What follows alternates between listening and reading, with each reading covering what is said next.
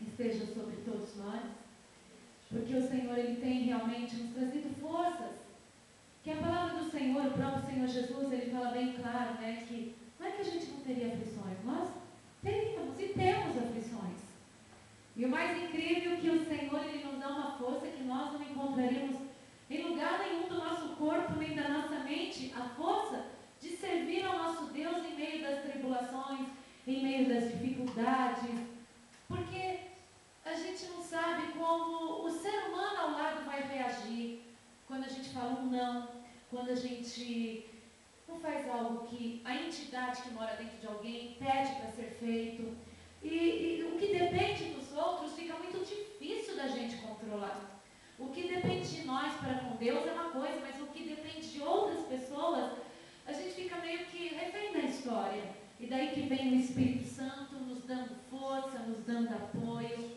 Porque é fácil nós mantermos o nosso bom testemunho quando se trata da nossa boca, da nossa ação, da nossa atitude. Então é algo que parece difícil, mas não é. Você vai falar uma palavra mais palavrão mesmo, duro, né? E de repente você breca porque tem uma pessoa que não vai entender.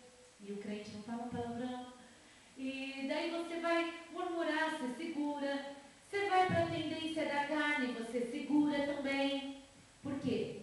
Porque o nosso Deus, Ele nos dá uma força. E o que se trata de nós é muito fácil. Ai, mas se a batalha fosse nós e a nossa mente somente, né? Ai, se a batalha fosse somente nós e o nosso coração. Tem gente que fala assim, no coração ninguém manda.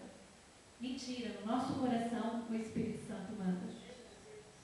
No nosso tem um dono chamado Espírito Santo.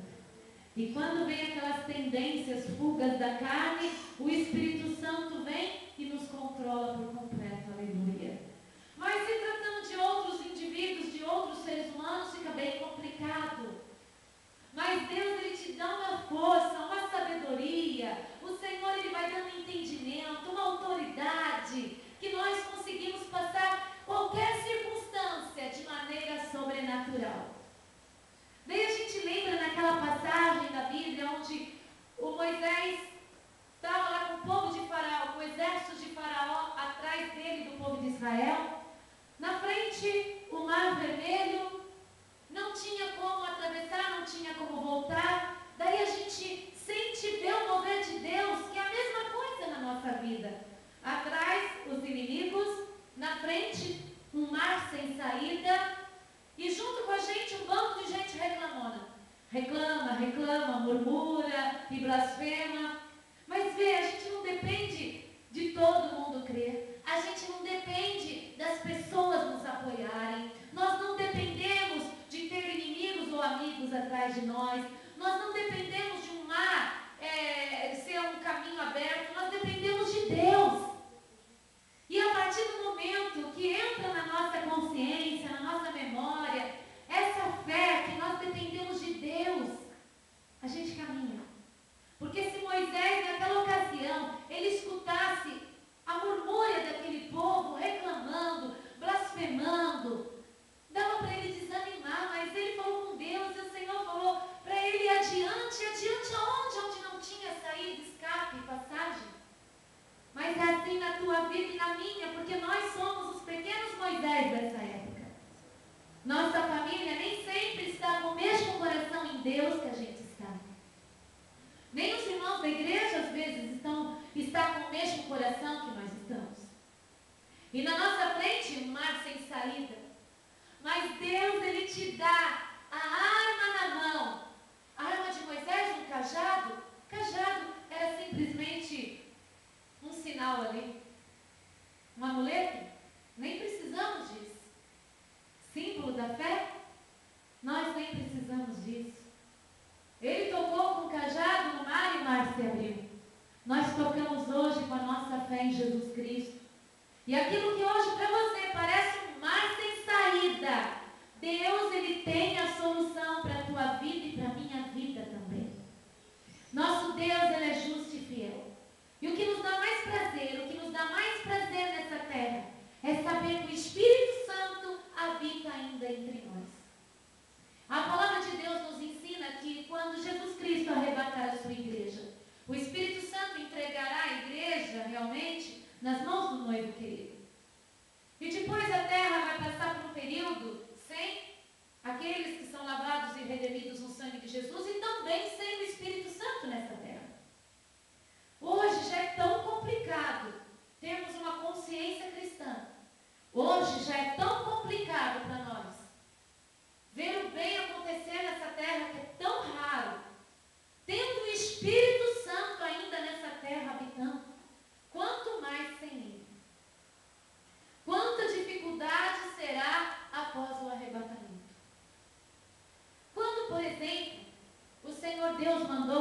Jonas fosse à cidade de Nínive pregar o evangelho do arrependimento, a palavra do arrependimento, porque o Senhor mandou anunciar, eu vou destruir, anuncia lá que eu vou destruir eles.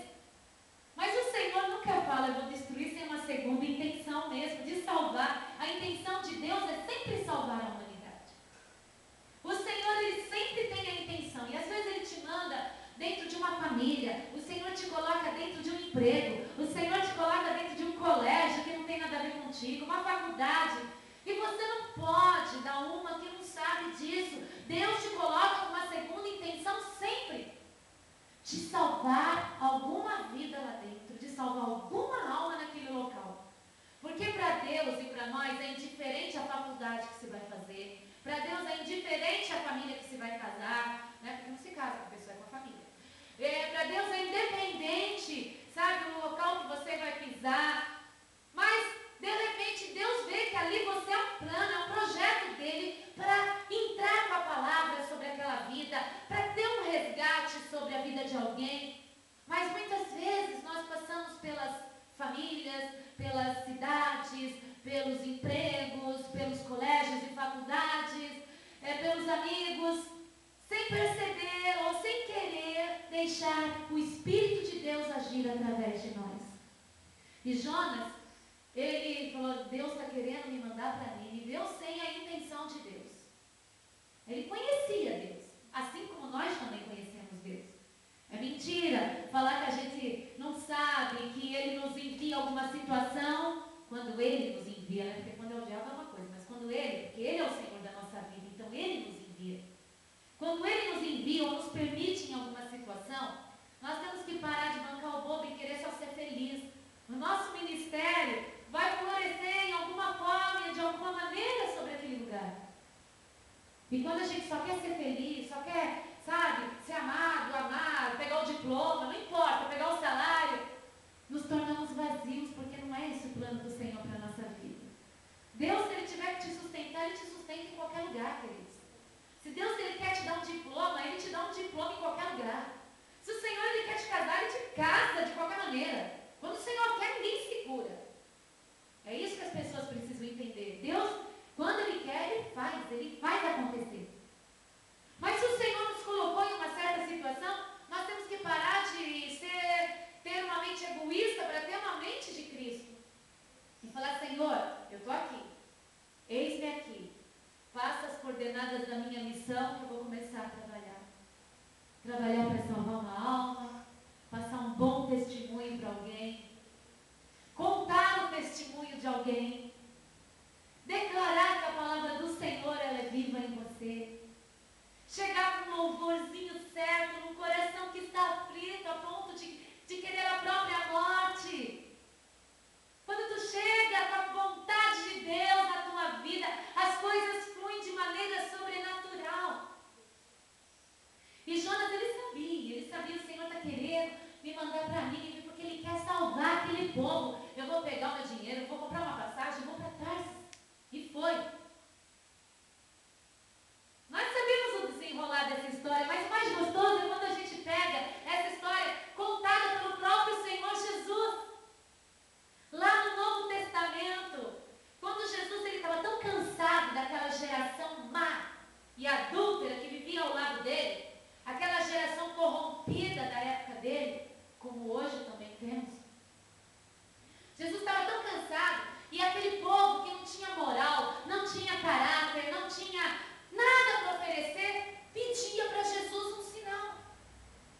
Jesus falou, eu não posso dar um sinal se não for o sinal de Jonas. E qual foi esse sinal? Que Jonas ficou 3 dias e 3 noites no ventre de um grande peixe. Ele falou, assim também será o Filho do Homem, que ficará por 3 dias no seio dessa terra, no ventre da terra, nos profundos, ou seja, no inferno. Jesus falou, não tenho mais sinal para dar, é a mesma coisa, ó, eu não tenho mais sinal para dar. Jesus já havia curado milhares de pessoas, Jesus já havia multiplicado, Jesus já tinha feito tudo o que era necessário, mas o sinal real era a morte dele e a ressurreição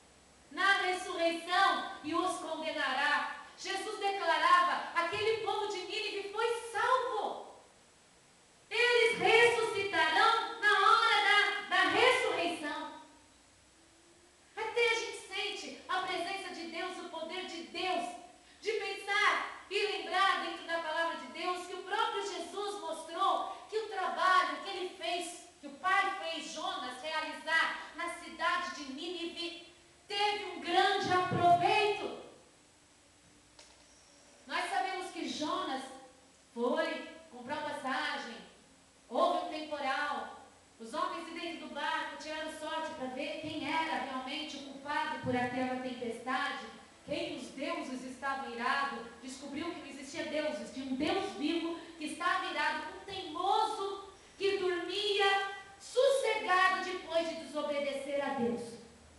Ele mesmo falou: o culpado aqui sou eu, porque o meu Deus, o Deus vivo, mandou que eu fosse a tal cidade, eu desobedeci, me lança agora ao mar.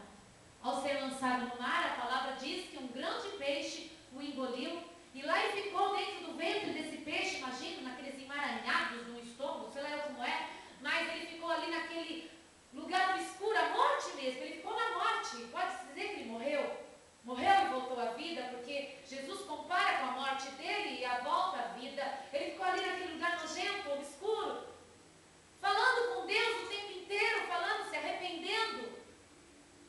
Foi cuspido para fora e pegou e foi até Nínive e começou a andar por toda aquela cidade pregando o arrependimento.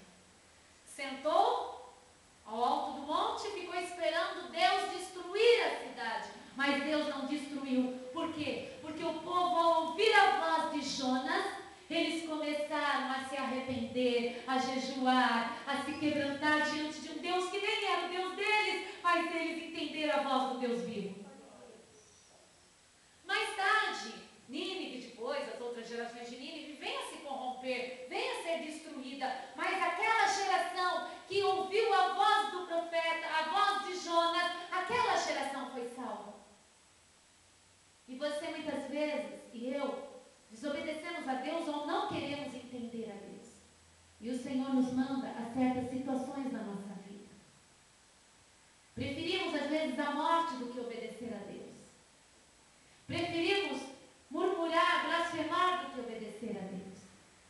Mas o Senhor, quando Ele tem um plano, nada e ninguém pode mudar. Deus é forte. Fracos somos nós.